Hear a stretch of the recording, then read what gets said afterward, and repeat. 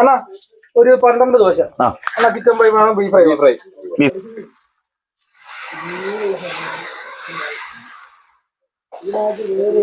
5 kilo 6 kilo മാവിനൊക്കെ ഉണ്ടാക്കുന്ന സാധനം തീരുന്നുണ്ട്.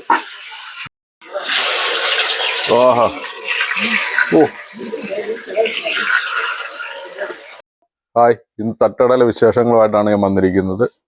എൻ്റെ സുഹൃത്തിൻ്റെ ശ്യാമിൻ്റെ തട്ടുകടയിലെ വിശേഷങ്ങളുമായിട്ടാണ് ഞാൻ വന്നേക്കുന്നത്. ശ്യാമിൻ്റെ പാട്ടോടി നമുക്ക് തുടങ്ങാം. ഇത് 2 ദിവസമായിട്ട് ഷൂട്ട് ചെയ്തതാണ്. ആദ്യത്തെ ദിവസം ഷൂട്ട് ചെയ്ത് റെഡി ആയില്ലായിരുന്നു. അതിൽ കുറച്ച് കാര്യങ്ങൾ എടുത്തിട്ട് ഇന്നലെ ബാക്കി ഷൂട്ട് ചെയ്ത് അങ്ങനെ അത് ഒപ്പിച്ചെടുത്തത്. എല്ലാവരും ഫുള്ളായിട്ട് കണ്ട് സപ്പോർട്ട് ചെയ്യണം. കേരനിരകളാടും ഒരു ഹരിത ചാരുതീരം, പുഴയൂരം കളമേളം കവിത പാടും തീരം, കായലലകൾ പുൽകും തണുവലിയുമീരൻ കാറ്റിൻ ഇലഞ്ഞാറിൻ ഇലയാടും കുളിരുലാവും നാട്, നിറപൊലിയേകാനായി എരിയ നേരിനാ പുതുവിളമെയ്യുന്നോരെളിയ നാടിതാ പാടാ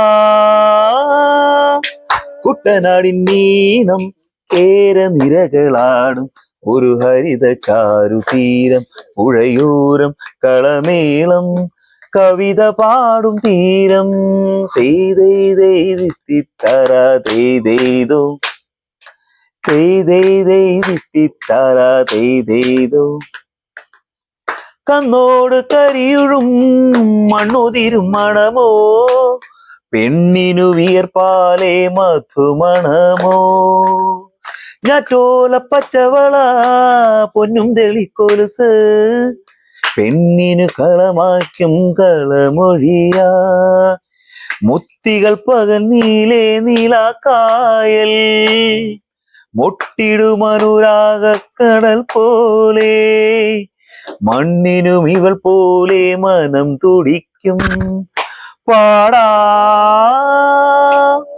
കുട്ടനാടിൻ നീണം, കേരനിരകളാടും ഒരു ഹരിത ചാരുതീരം, പുഴയൂരം കളമേളം കവിത പാടും തീരം.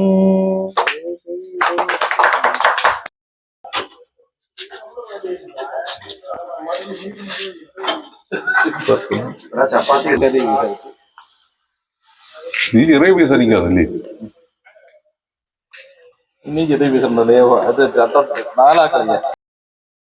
ഹായ് ശ്യാമേ. നമസ്കാരം. നമസ്കാരം. പിന്നത്തെ പുതിയ തട്ടുകടയിലെ വിശേഷങ്ങൾ എന്തൊക്കെയാ അച്ഛാ? അച്ഛാ നമസ്കാരം. അച്ഛനാണ് നമ്മുടെ പൊറോട്ട അടിക്കുന്നതും പിന്നെ ബീഫ് കറി വെക്കുന്നത്. അച്ഛന്റെ പേര് പറഞ്ഞില്ല? പേര് രമണല്ല. എന്തോ വിശേഷം? അച്ഛൻ നമ്മുടെ ഇവിടെ പാചകം ചെയ്യുന്ന അച്ഛനാണ്. അച്ഛന്റെ മേൽനോട്ടത്തിലാണ് തട്ടുകടയുടെ ഡിപ്പാർട്ട്മെന്റ് എല്ലാം. അച്ഛൻ പഴയ ഏകദേശം ഒരു 40 മേലെ എക്സ്പീരിയൻസ് ഉള്ള ഒരാളാണ്. അച്ഛൻ ഇപ്പൊ നമുക്ക് വേണ്ടി വന്ന് ചെയ്തു തരാം. അച്ഛൻ പൈസ ഒന്നും നോക്കിയല്ല ചെയ്യുന്നത്. നിനക്കൊരു ഹെൽപ്പിന് വേണ്ടില്ലേ? എനിക്കൊരു നല്ല കാര്യമില്ല ഇതുപോലൊക്കെ ചെയ്യാന്ന് പറയുമ്പോ. അച്ഛൻ നമ്മൾ അച്ഛനെ എനിക്ക് അടുത്ത പരിചയം എന്റെ അച്ഛന്റെ വാർഷിക സഞ്ചാരത്തിലായിരുന്നു. സഞ്ചാരത്തിന് ആരംഭിക്കാൻ വന്ന പരിചയം. അന്ന് അറിയുന്ന അച്ഛൻ പൈസ ഒന്നും കൊടുത്താലൊന്നും അങ്ങനെ ഒന്നും വാങ്ങത്തൊന്നും ഇല്ല. അച്ഛൻ പിന്നെ അച്ഛനെ കൊണ്ടാകുന്നൊരു സഹായം. പിന്നെ അച്ഛൻ ഇവിടെ ആ സാധനങ്ങൾ പോകുന്നതനുസരിച്ചുള്ള വളരെ ചെറിയ തുകകൾ വാങ്ങിക്കുക എന്നുള്ളേ ഉള്ളൂ.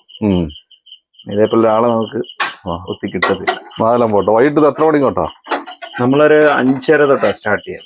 5:30 തൊട്ട് തുടങ്ങി കഴിഞ്ഞ് കഴിഞ്ഞാൽ 11-11:30 വരെയൊക്കെ കാണും. തീർന്നില്ലെങ്കിൽ 11:30 വരെയൊക്കെ കാണും. മിക്കവാറും ദിവസങ്ങളിലുള്ള ഒരു 8:30-9 മണിയാകുമ്പോ ക്ലോസ് ചെയ്യും. ഇവിടെ ഐറ്റം എന്തൊക്കെയാ? ഇവിടെ chicken fry, beef fry, parotta, dosa, ചപ്പാത്തി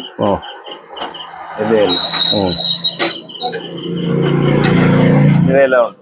വൈകിട്ട് 6 മണി തൊട്ട് വൈകിട്ട് എത്ര മണി? 6 മണി തൊട്ട് തുടങ്ങും. പിന്നെ ഒരു 9:30-10 മണി വരെയൊക്കെ കാണും. എങ്ങനെ പോകുന്നില്ല? കുഴപ്പമില്ല, അത്യാവശ്യം സെയിലൊക്കെ ഉണ്ട്. നമുക്ക് ജീവിക്കാനുള്ള മാർഗങ്ങളുണ്ട്.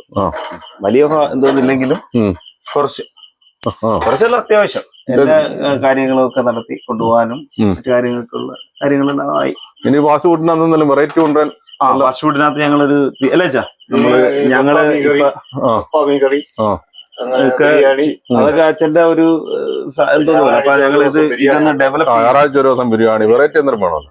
കട ഡെവലപ്പ് ചെയ്യാണ്.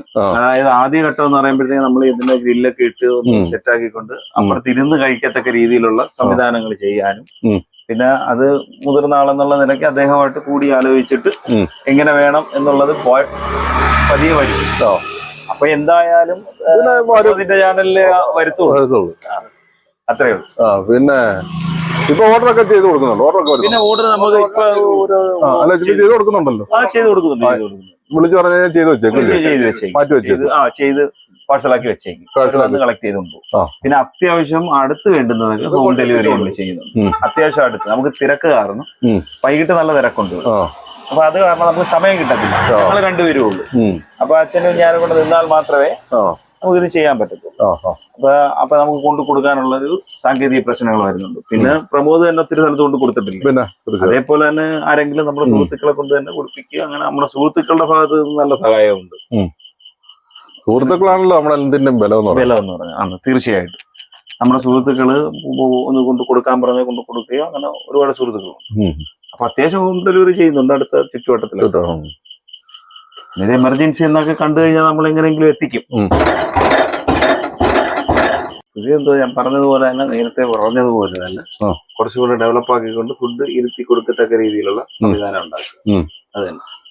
അന്നേരം അടുത്ത ചെയ്ത് കഴിയുമ്പോ അടുത്ത വീഡിയോ നമ്മൾ വീണ്ടും ചെയ്യും. നമ്മള് ഇത് അടുത്ത സെറ്റപ്പായിട്ട് നമ്മൾ വരുമ്പോ അടുത്ത വീഡിയോ പ്രമോദ് തന്നെ ചെയ്യേണ്ടി വരും. അന്നേരം കടയുടെ ലൊക്കേഷൻ എല്ലാവർക്കും അറിയാമായിരിക്കും. ശ്യാമിനെ നേരത്തെ നമ്മൾ കഴിഞ്ഞ വീഡിയോയിൽ പരിചയപ്പെടുത്തിയതാ. ഈ കടയുടെ ലൊക്കേഷൻ എന്ന് പറഞ്ഞു കഴിഞ്ഞാൽ മല്ലിക്കാട്ടുകട റോഡ്, കൂലിത്തേൻസിന് ശകലം പടിഞ്ഞോട്ട് മാറി വളവ് തിരിഞ്ഞ് റോഡിന്റെ വടക്കേ സൈഡിലായിട്ടാണ് കട.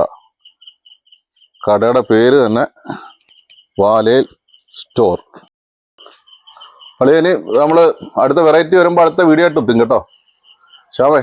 അന്നേരം അടുത്ത് നല്ലൊരു വീഡിയോ ആയിട്ട് എത്തുന്ന വരെ ഓക്കെ, ബൈ.